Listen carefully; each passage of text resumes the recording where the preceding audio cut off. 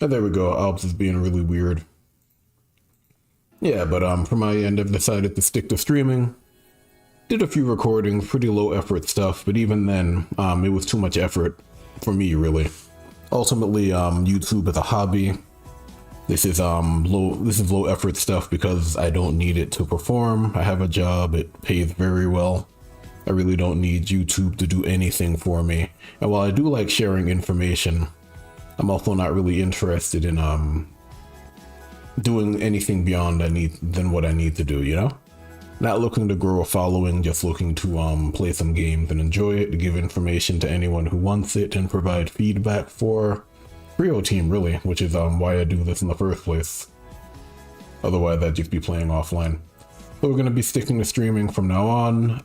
Again, unfortunately, I don't think recording is worth my time.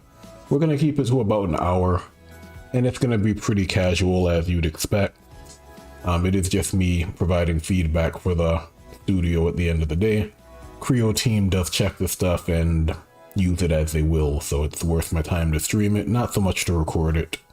And it did kind of seem like the recordings were a little too short for them, which is weird, you know, but I guess they had gotten used to the longer form stuff with multiple matches and things like that, so that's the format we'll be going with. That's generally how I approach this channel, really. You know, I stream as I feel like streaming, I play what I want to play, and all that different stuff. In terms of information, I'll talk through some stuff occasionally. The whole purpose of this video is really to provide feedback to Creo Team, not so much everyone else, so there are going to be times where I talk about stuff that may not be obvious to the layman, I guess, or anyone who doesn't have access. It's going to happen. You know, again, I'm going to assume that Creo Team is familiar with all of this stuff because it's their game. And we'll talk about stuff as we go. I'll play a few matches as I feel like playing. I'll generally keep it under an hour because that's generally as long as I can play. Nowadays, I can't really go for a play session longer than that. But yeah, let's get into it. Let's see. So the transfer market just ended. In terms of game features, I am starting to utilize the scouting center a bit more. So I'm not really buying as many hiring agents now. So you can see I have 4 agents, which means I have level 1 average, which means I get level 1 information for free. And then I'm kind of encouraged to continually invest in that. So I like that idea. Because in Manager's Journey, the scouting center is really not useful if you don't care about the transfer market. In this game, by default, I think club information is hidden. You can correct me if I'm wrong in the Discord. But since it's hidden by default, the scout center is always going to have some type of use case, right? That's going to kind of make it more difficult to invest in the training ground. You can see I've really only done the midfielder coach, so I can't really do as many areas as I'd want to do. If I wanted to specialize in the training ground, I'd have to give up development somewhere else. So maybe I'd have to give up development in the youth academy or the medical center or something. And then obviously I'm investing in the medical center because I understand that injuries suck. So it helps to be proactive when it comes to injuries as opposed to waiting and you get unlucky and then this guy's out for like half a year.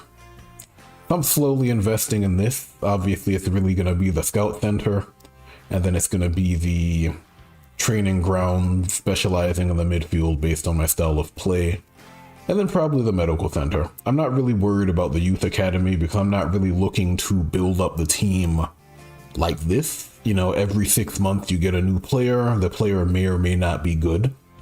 I don't really like going that route. That's better if you like to sim a lot, and then you like to let a lot of years pass, multiple years pass, and you don't mind waiting like 5-6 seasons to build a team or something. I don't generally do it. Youth work is good though, regardless. So it does help to invest in the youth academy a little bit. At least that way you can guarantee that you're getting a certain type of player. So like if I need a midfielder and I need a specific type of midfielder, then it might be worth it just for youth work.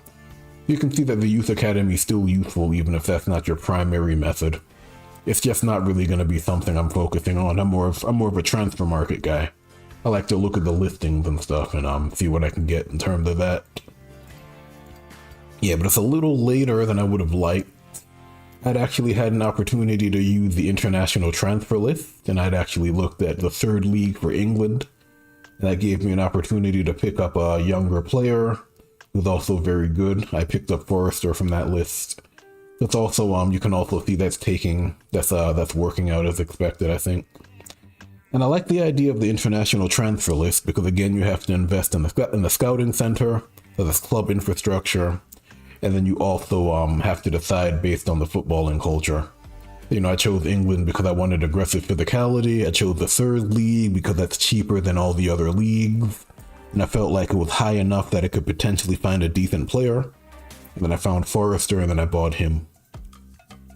And then of course, depending on the number of scouts I had, I could only invest in one, or I could only choose one list. As I develop the scouting center more and more, I'll be able to choose more lists. So maybe I can do England and Spain next time or something. So I really like that idea. I'm gonna assume the mic volume is enough. I'm generally soft-spoken and I don't like shouting into the mic just to shout into it. Like when I watch people on YouTube, I absolutely hate that stuff. If you're gonna talk as you normally would, I don't need to be entertained, I just need to be informed, you know? If I want to be entertained, I'll watch TV or something, or I'll watch a comedy club skit. Yeah, so hopefully the mic volume's good enough, I don't know.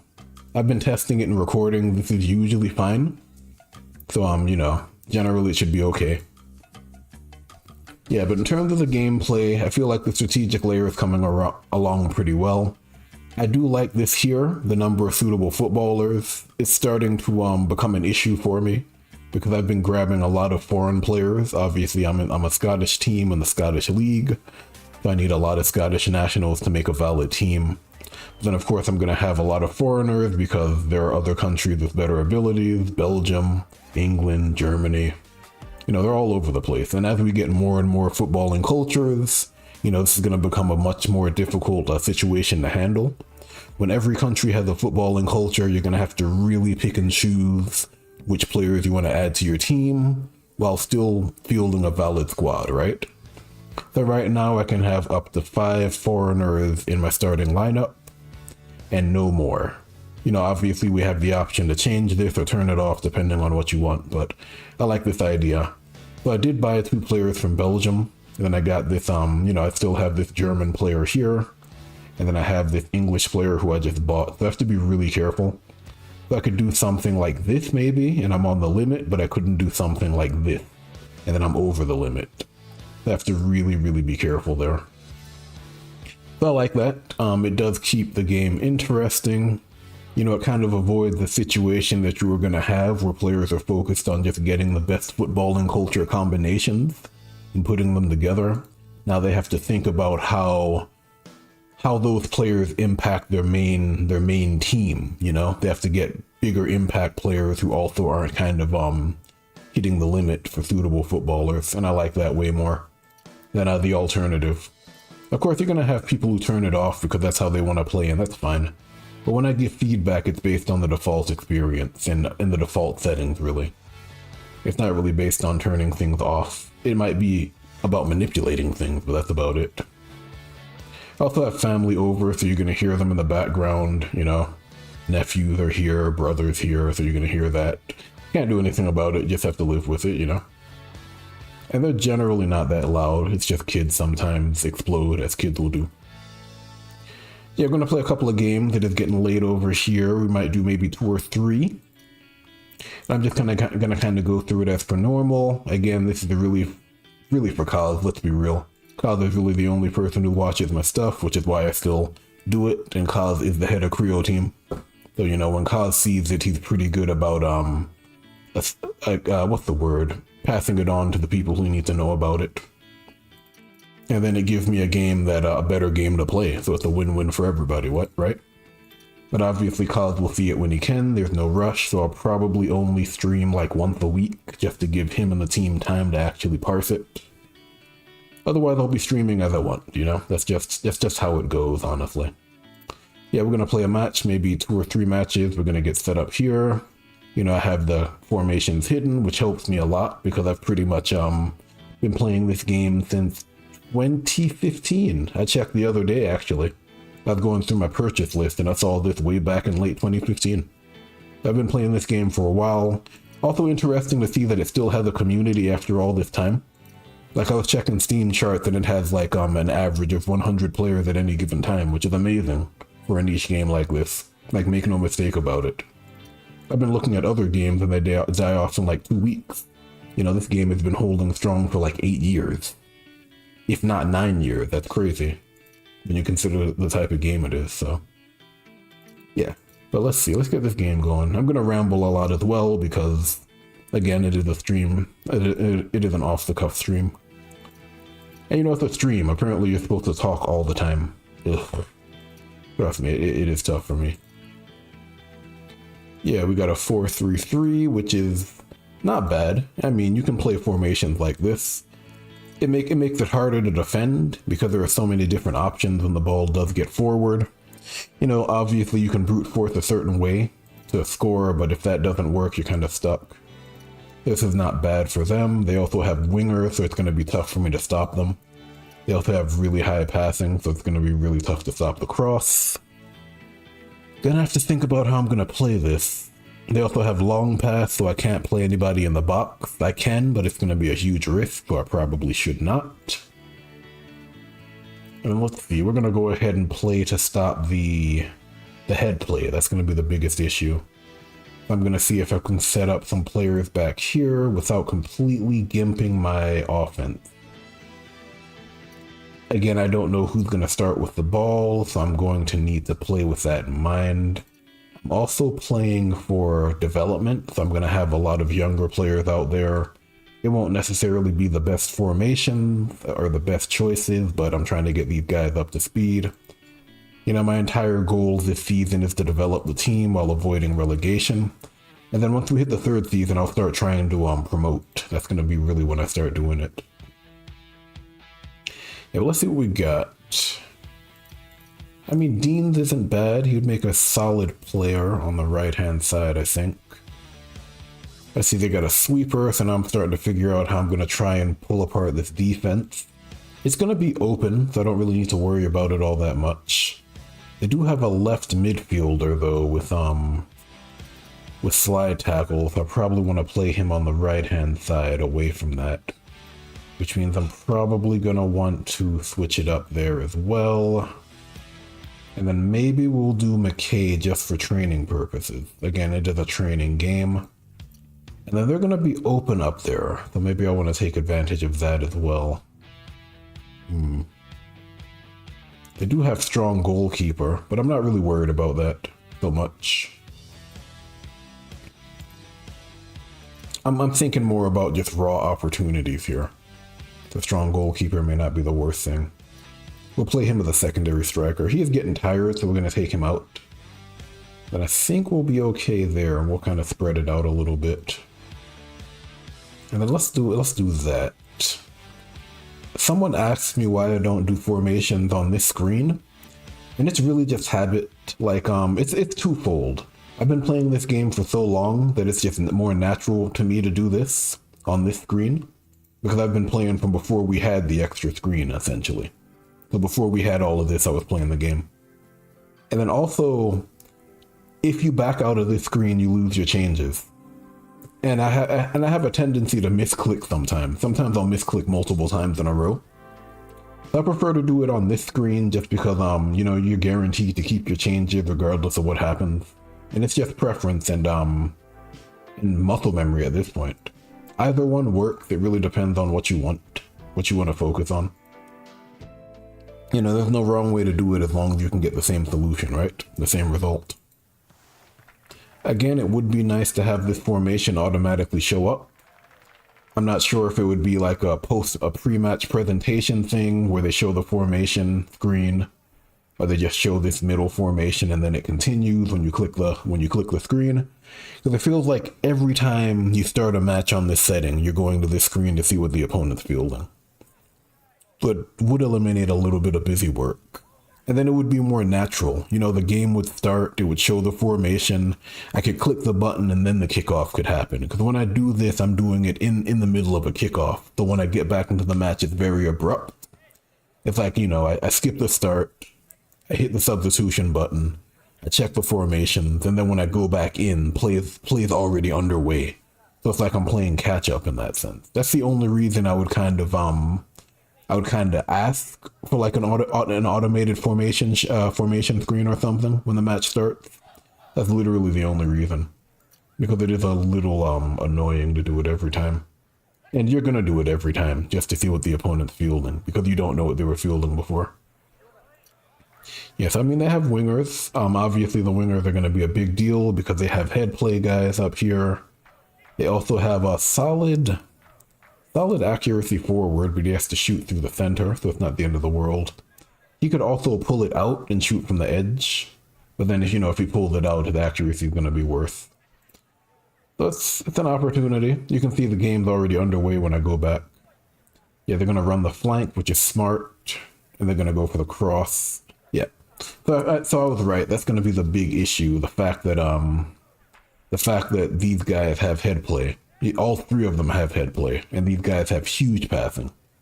They're also wingers, so they're going to run the flank, and of course that's a minus 70% chance to minus 70% penalty to tackling against flank runs.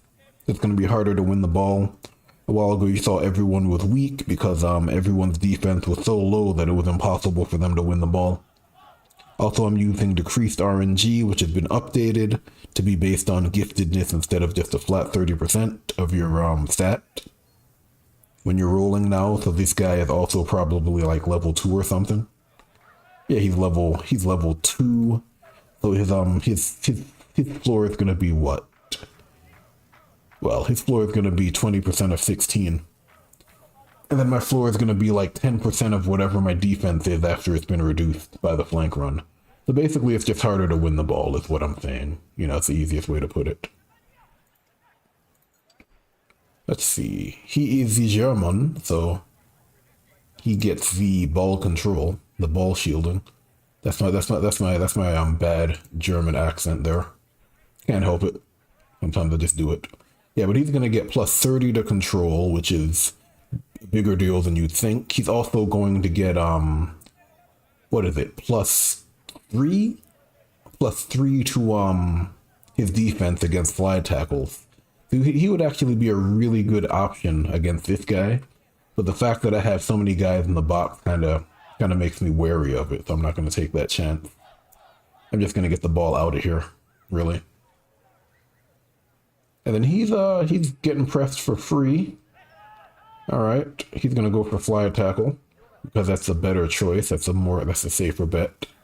It's not guaranteed though, so that's going to happen. They have a DF. That's actually good for them, because if they didn't have a DF, I could get the ball through pretty easily.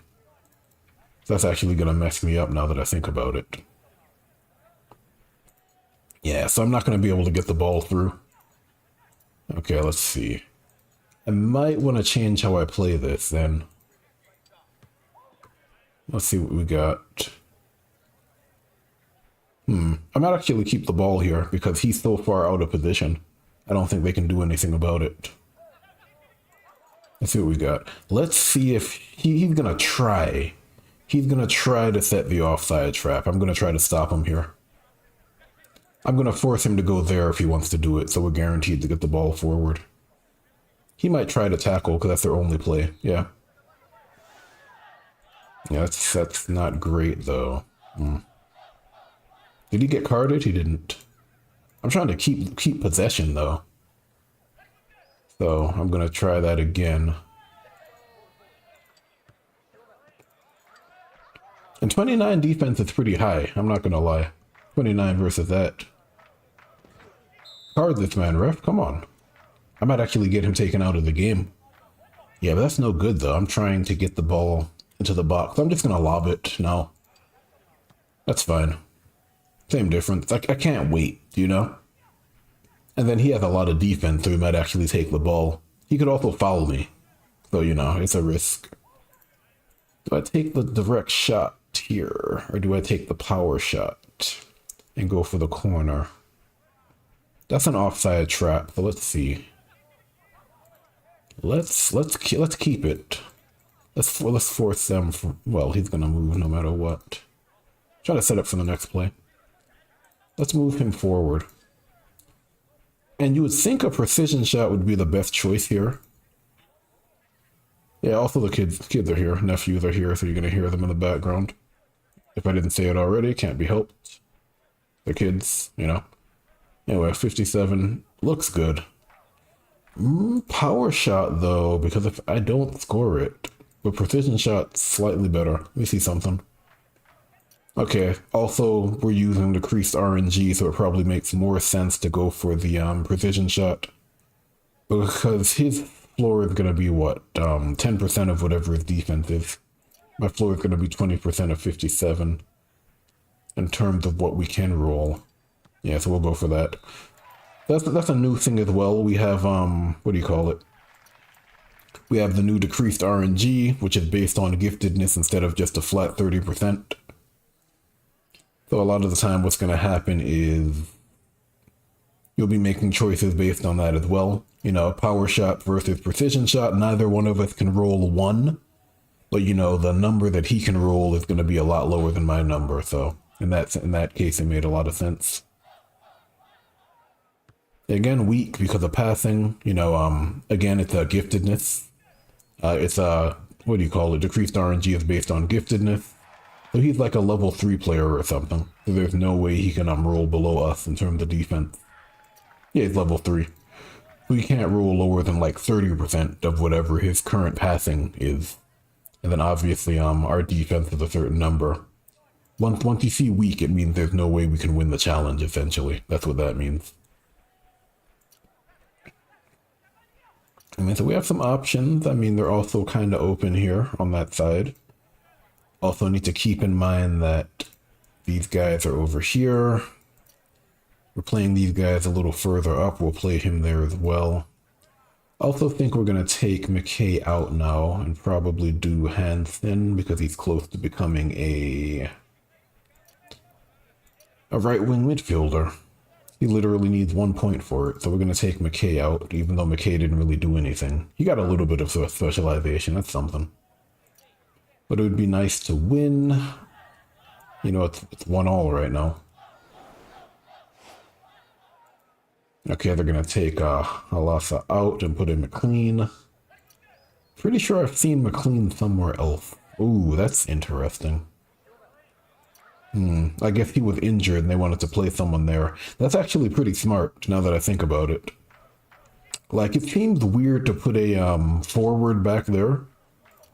But he also has head play, which means he's going to be useful to defend against corners, and he's also going to be useful at the front if they get corner kicks. That's actually an interesting choice.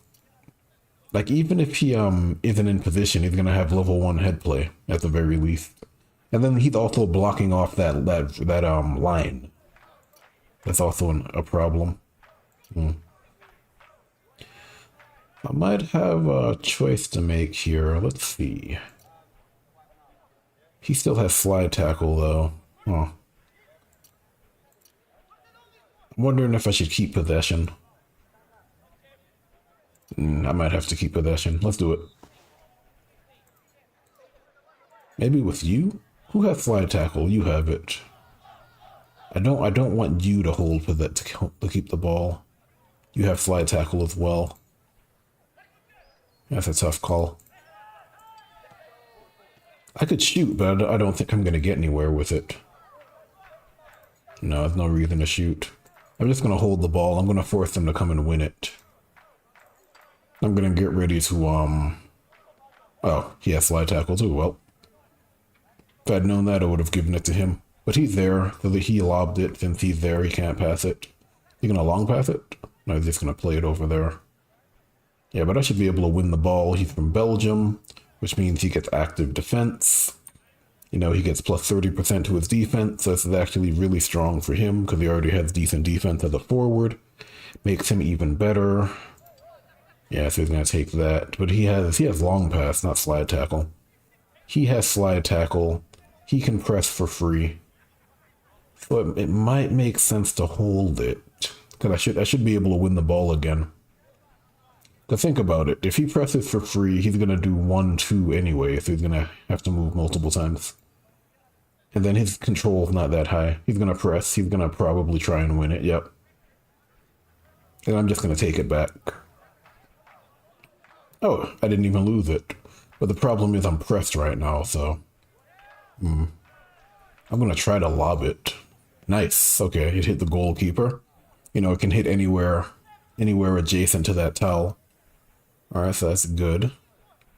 Let's prep for the next play, though. Because I need to start prepping for that. Before I take another precision shot, because I'm going to give up the ball.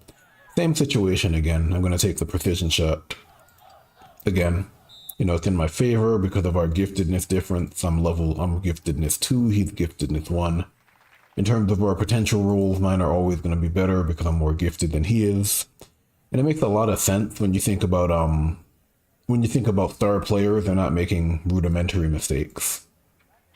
So stuff like that makes a lot of sense. Now I'm going to take you out. I have a question for you, Cuz, for when you get around to watching this, because again, you know, this is literally why I do it. If I go below the suitable footballer number during a match, do I automatically forfeit? But for example, if I was to put in these 2 players, I would have 5 of 6, which isn't enough. Do I automatically lose the match if I make them a sub? Let me know in the Discord at some point. Let's see. You know what I could do? I could also I could what do you call it? I could bookmark the questions that I have. We'll see. That's also work. It's not laziness, it's just I'm doing this as a hobby. Bookmarking's also work. Like obviously doing a quality YouTube video or stream is a ton of work. You know, the people who do it, even with like smaller followings, put days of effort into it. Which is why I always kind of hate when people belittle the smaller channels. It's like they'll treat it like they're nothing channels, but they put in a ton of work even if they don't get a lot of engagement.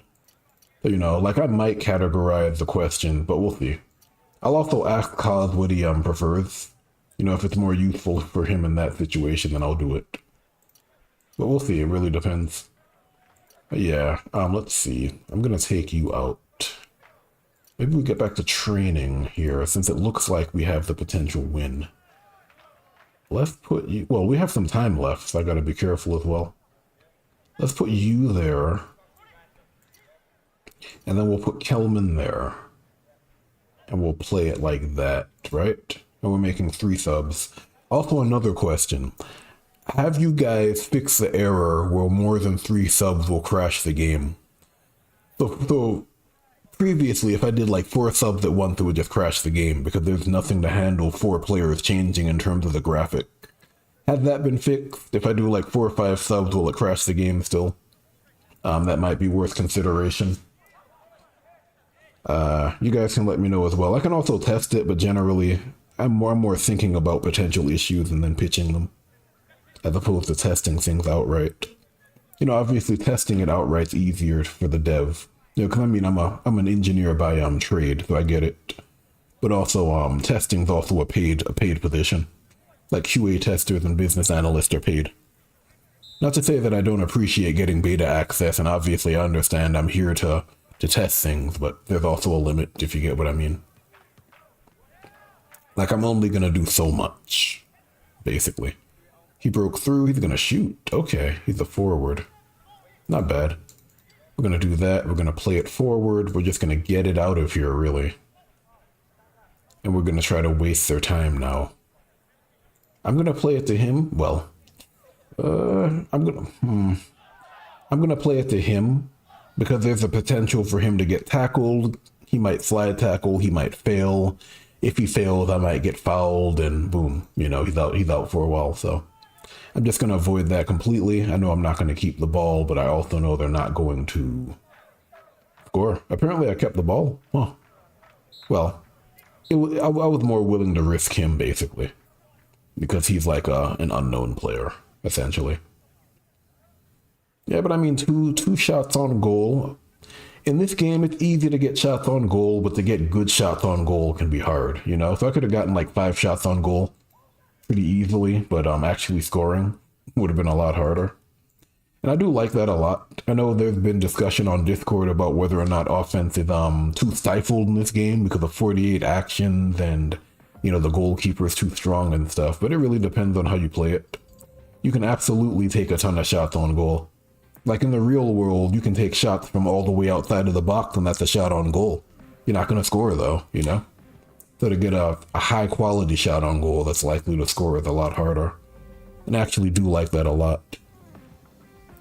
Yeah, we're going to do dedication here. McCartney is at the cusp of it. In his case, I'm probably going to go defense. Well, I'm going to go control. Just because control is always good for a goalkeeper. And, you know, he has enough defense already. He's also been struggling to stop the headers, so we're going to do that. And he's going to get 15 points to control immediately. Yep, because of that last node, plus 3. This basically ensures that all of your points go into the attribute that you're currently training. And then once you get that last node, you get 5 levels for 3, so it's 5 times 3 into whatever you currently have. And that's pretty great for these guys because they're not going to get much better once they hit the 30% limit. That's pretty much it for them. And goalkeepers are really hard to train up, honestly. So that's probably the best choice. In terms of this guy, that's an easy call for me. He's going to be a right wing midfielder. Yep. And then he's going to probably get to like, let me think, probably 30 passing, maybe 40. And then as a Scottish player, that's enough because remember he gets 150 the passing whenever he holds the ball. So if he has 40 and he holds the ball, he's going to have 100 passing. The maximum challenge for crossing the ball is, I think is it 30? Something like that. It might be 30 or 40 or something. So if I can invest in like 40 passing and then give him like control and defense, he could be a really solid roaming flank, basically. That might be a good idea. Yeah, but again, I like the way that footballing culture has kind of defined the types of players you can make. Since he has that bonus, I don't have to invest as much into passing, and he can still be a very effective crosser, versus someone like an English player who would need to invest way more into passing because his strength is not passing oriented. It's based on tackling. So I do like how that's turning out, even though we have a small handful of culture. That's a very good design idea. I like it a lot. It also brings a lot to the game. You know, it kind of builds on top of the foundation in a meaningful way. It's like you can say you're building on the foundation and it's not just marketing speak, you know? I've played games where people will be like it's a building on top of a foundation and it's literally just like a bell and a whistle. This is like a legit mechanic that changes how you actually play the game. It's the main thing. So like if I have a Scottish player, what I can do with that player is going to be different than like a Norwegian player or Belgian player or a Canadian player, you know? And there are so many countries in this game. When every country has some footballing culture, even if it's a duplicate from another country, it's going to make a huge difference. I can already see it.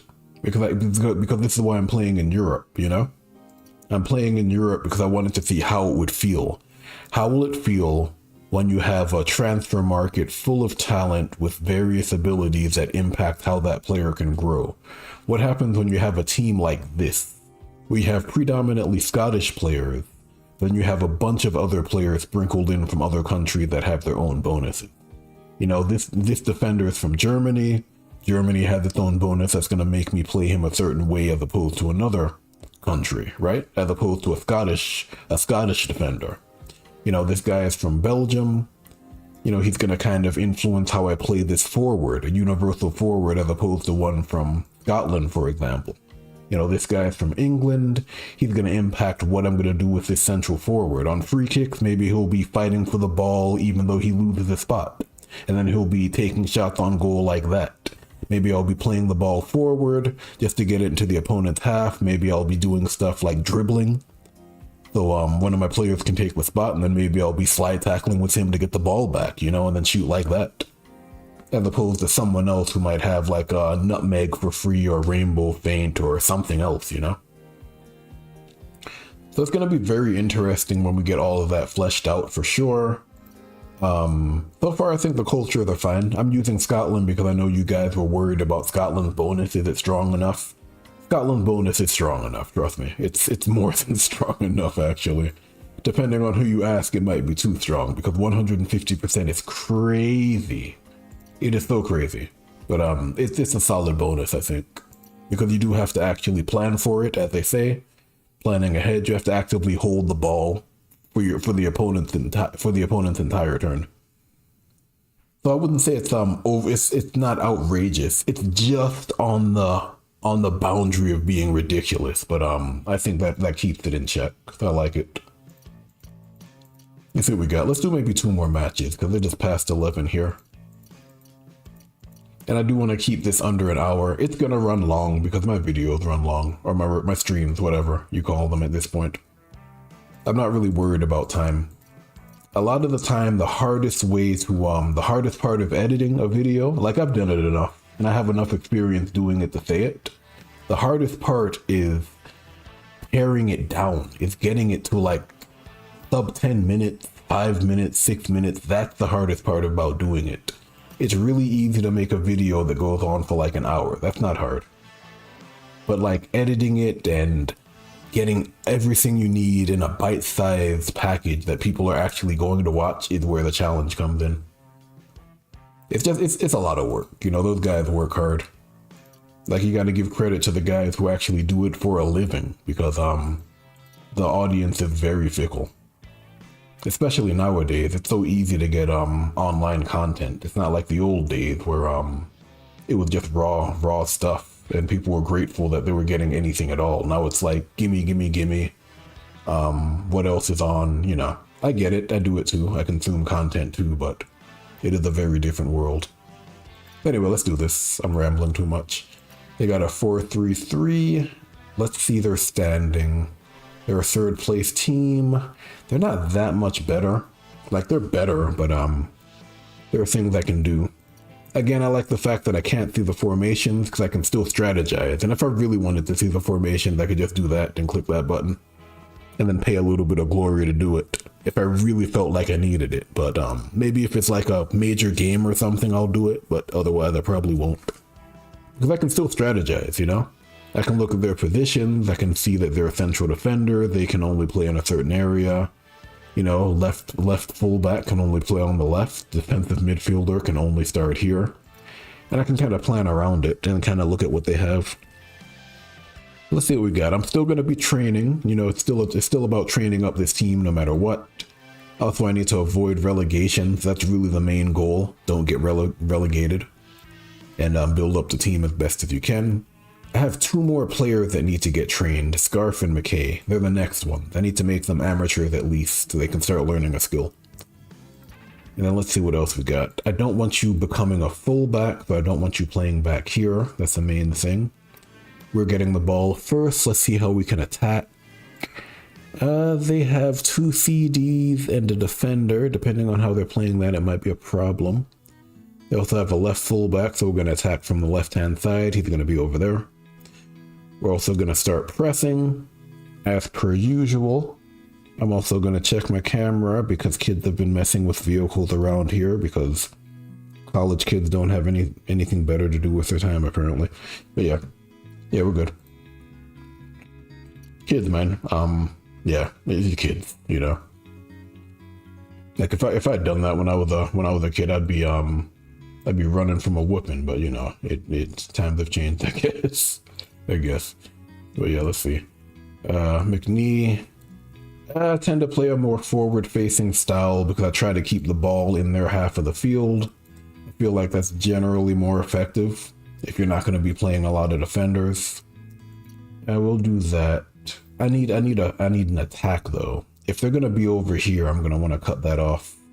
I might want to kind of spread it out a little bit.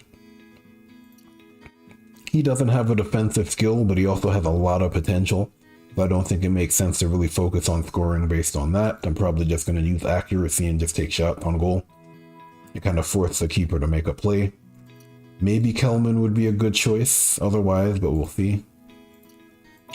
And then we'll see if we can play it from the left. Maybe we'll go for a, let's see. Maybe we'll go for a cross. I'm also going to see if I can run the flank with him, which is why I'm starting him here instead of up here, because they might have a CD on this side. Like, generally CDs are good at defending the edge of the box, but if you can run the flanks, you can weaken them by a whole lot. So we'll see. Alright, so let's go ahead and start that off. We'll do that. We'll get the ball first. What I like about this game more than anything else is the fact that literally everything has a counter. So it doesn't matter what you're playing or what tactic you're using or whatever, there's a way to bypass it or beat it, you know? So for example, this DM's really good, but I can just lob the ball for one tile. It's a very easy challenge to make, and then the DM's useless. I can kind of place players in a certain formation that also makes the DM useless. He does kind of force you to make plays you wouldn't normally want to make. So for example, if he wasn't there, I wouldn't lob the ball. You know, I can still beat him. Then I can try to run the flank. I also like the fact that because I lobbed it and I didn't roll as well as I could have, my control is down, which means it's going to be harder to run the flank now as opposed to if I had controlled the ball properly, right? So I was right in putting him there to run the flank because the CD's here. You know, minus 70% penalty is massive. I honestly don't understand why people don't use wing midfielders more often. But, you know, to each his own. But yeah, because he didn't control it properly. He got minus 10, which means he's going to be rolling 17 when he runs the flank. Otherwise, it would have been 27 versus 24. So, you know, I like how all those little things kind of impact your final decision. So because of that, instead of running the flank, I'm probably going to shoot, since I know that the CD is over here. You know, the weakness of CDs is that they can't block adjacent shots, so that gives me a good advantage to just take a shot on goal. Get a corner kick, even if I have a very low chance of scoring. You know, as long as you hit the goalkeeper, he has to make a save. Now I have a better opportunity, right? Let's see what we're going to do here. This is actually a perfect opportunity now that I think about it. Yeah, this is actually perfect. Let's see what we got here. I can try to cross it. I'm probably not going to score on a cross. There's a solid chance too, because his control is really high. I'm going to use Atkins, right? Just to keep my my formation intact. It's another good reason to play more than one forward. When it's time for set pieces like this, you're not pulling up your formation to get an attack on goal. I'm just using the front three here. I'm gonna put Forrester here. I'm gonna put him there. And there's a reason for that, because their DF are over there. And then I'm gonna put him, let's see. Put him outside, right? I want them to fight for the position there. That's what I want. They're gonna go for that, but he's 21. They also moved the DM out of position. That's fine. He just needs to hold. If he doesn't hold, that's okay, because he's an Englishman, which means he has aggressive physicality, which means because he's from England, I can set up to play in a certain way that other players can't. Even if he can't keep position, he can fight for the ball anyway. Even if he doesn't win the ball, that's an opportunity to shoot on goal anyway. So it's like anytime you're in a corner kick situation, he's going to be very dangerous as a result. That's actually very dangerous, thinking about dangerous. He has cannon shot. Yeah, so I like that a lot. The fact that he had that ability at all is huge, for sure. Yeah, but we need to get through here, because these guys are nuts, really. Also why it's good to have a defensive-minded player right there. And now I'm going to see if I can get the ball forward. I'm probably going to go, let's see. Probably here. Just because it might fall out of bounds. And that's fine. There's no one who can get it in one turn. It's going to take him a while. And now what are you going to do? Because I have a Belgian player here. I'm going to try to move. I think I'm just going to try to win the ball here. I could try immediately. I mean, I get the bonus because I'm from Belgium. Active defense. Might be the better choice. Yeah, DM is still in position. He also has really good defense. See if I can get into the box. That's fine. We're okay with that. Just see whether or not they have long pass. They do not. I'm aware that I'm now aware that he has cannon shot over here. I'm actually gonna bring it in. Yes, I'm perfectly fine with that. Oh, we got the ball. Lovely. Another good reason to have these players up close. In situations like that, they have a good chance to win the ball, right? We're gonna go for the tackle. We might be able to make a play here. See if I can pull it off. They do have 2 CDs. Well, they have 1 CD here at least. The problem with playing a CD is auto tackle. You know, it's very easy to exploit this. Generally, you'll exploit it with a wing forward, but like a universal forward can do it as well. So basically, I'm about to move him here. I'm trying to get him to tackle, obviously. He's going to tackle at a penalty because I'm a universal forward, but I'm also going to get a boost to control because it's going to be the end of my turn. So if he tackles me and fails, he might foul me, which then gives me an attack on goal. Oh, but he stands up. I've played a couple of matches where I've gone for that tactic, and I've kept the ball every single time, and they just won't dive. Ugh. Sometimes they do. Generally, they'll dive in the box. They rarely do it outside, because when they're getting tackled in the box, they're being tackled from behind. When you're tackled from anywhere but the front, the chance of a foul is higher. So when you run into the box like that, they're not tackling you from the front. But there's still an opportunity there. What I'd love to see is a footballing culture that makes fouls more likely. So basically, they'd have a twofold bonus. They would have a reduced chance of getting injured, which is good in and of itself, but they'd have an increased chance of getting fouled, right? So it's kind of like those two things cancel each other out a little bit because, you're getting fouled more often, you're getting injured less often. They'll kind of balance it out, but it allows you to take on different types of play styles. You know, if I'm playing for fouls like I was a while ago, I'm more likely to get knocked down and get a direct attack on goal. You know, I get direct free kicks and all those different things. And then it kind of gives you that whole idea of simulation in football. You know, everybody hates it, but it is a part of the game where people kind of like fake getting fouled and dive in the box and stuff. It'd be an interesting way to implement it for sure. But, you know, it's not the end of the world if we don't get it. Let's see if we can mix this up a little bit. Let's go for let's go for you. We still want to win, right? We also need to get the ball through. So we'll go for you. We actually have a solid opportunity here. We actually have a really good opportunity here. It's not just solid. Better than solid. I'm trying to think here. He has a lot of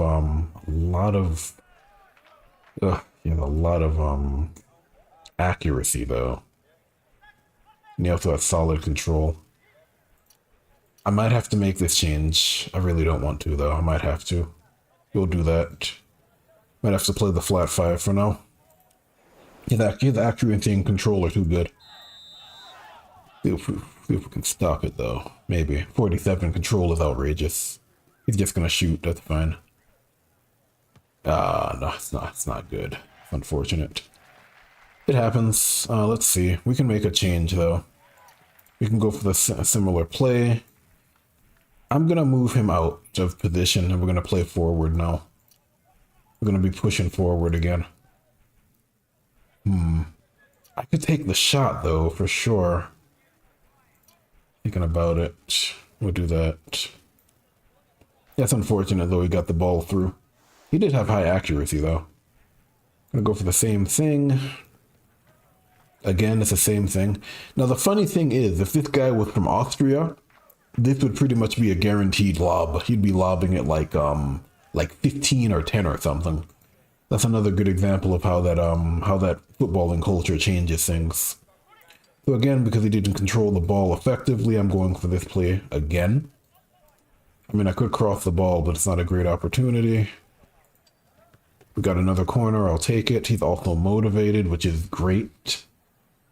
We're gonna make a similar play, I think.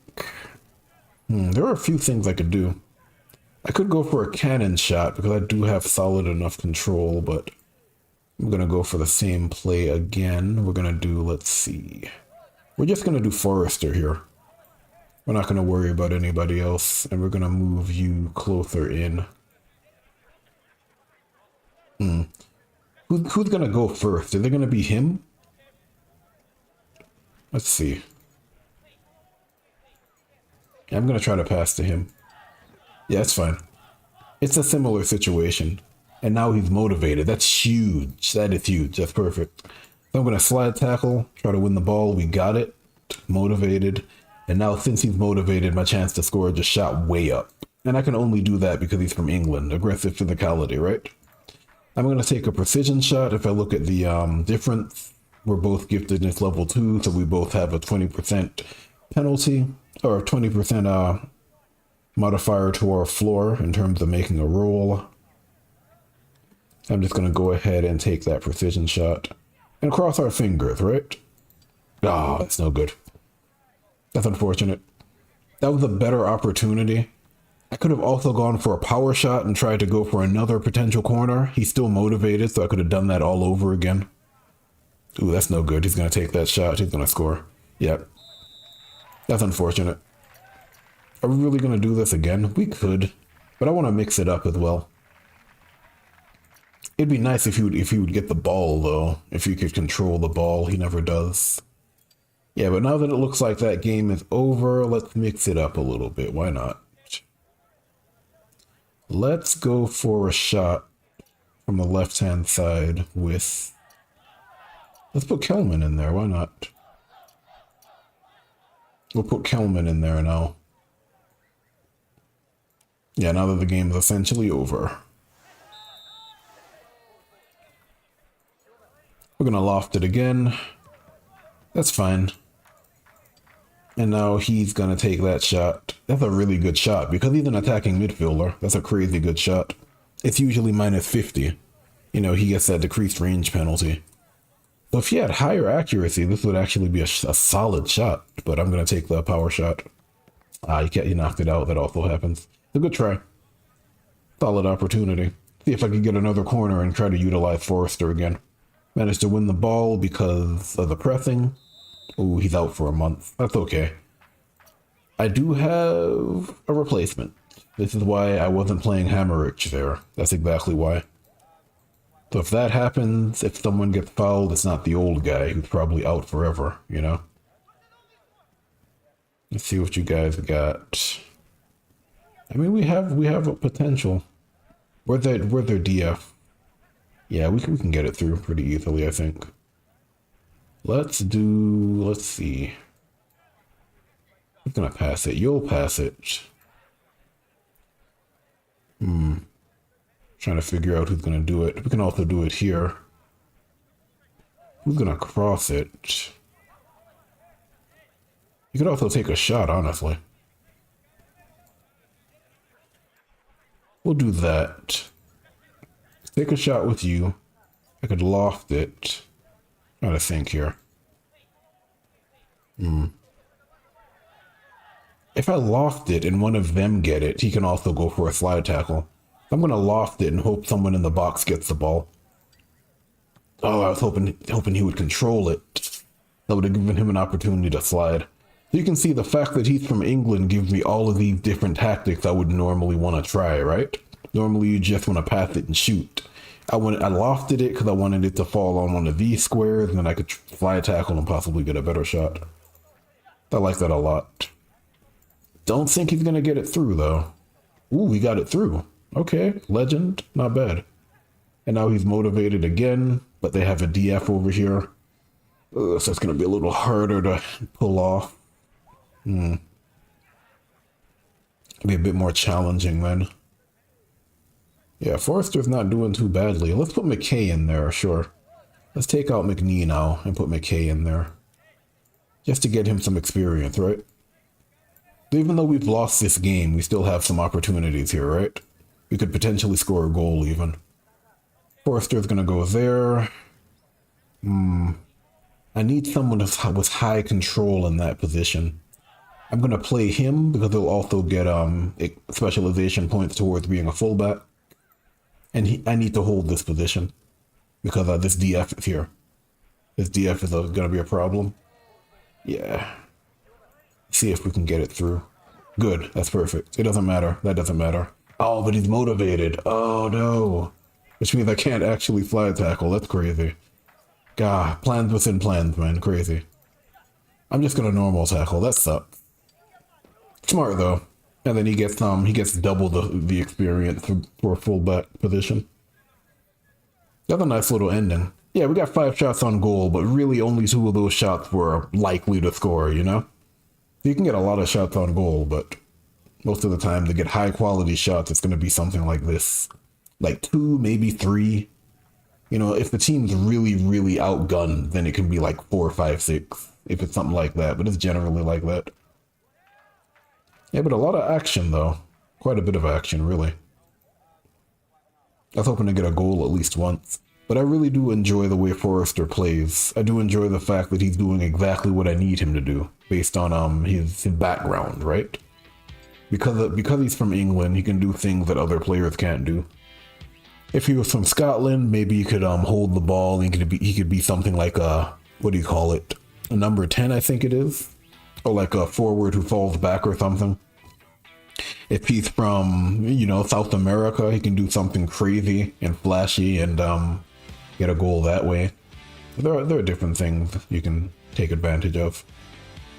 In this case, you're going to be a CD, because CD with reaction is one of the best CDs you can have. Probably reaction and head play are the top 2 CD skills. Reaction for obvious reasons, and head play because, you know, headers, right? So it makes sense to make him a CD, and then the next player will be a DF, because I don't like having 3 CDs in a line. I like to have like 2 CDs and a DF to actually do all the interceptions. I feel like that's more balanced. We lost, but we're out of the relegation zone. Let's see, I don't think I'm going to do another game. I think 2 is fine. And then I'll probably keep it to no more than 2 per week.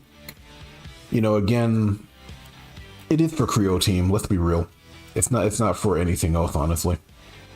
So I'll do these things. Creo Team will respond when they have a chance to. Obviously, these guys are based in Ukraine. The fact that they're even making this game in their current situation says more than anything else, I think. Like, this is the second game. They've made multiple DLC. They're actively making the game. It's not like they're working on it in months, in like weeks, in like multiple week sprints or something. Like they're constantly working on it. I guess they're working from home or something. But yeah, like if those guys can do it, I don't think any indie dev can complain about how hard it is. Like once I learned that they're actively working on this thing, then you know, I started rolling my eyes. Like I'm not sure if Cos will even mind, but this guy was like in a shelter and he was talking about the game, so you know. Like that's what you call passion. These guys have never used the word passion, but you don't need them to, you know?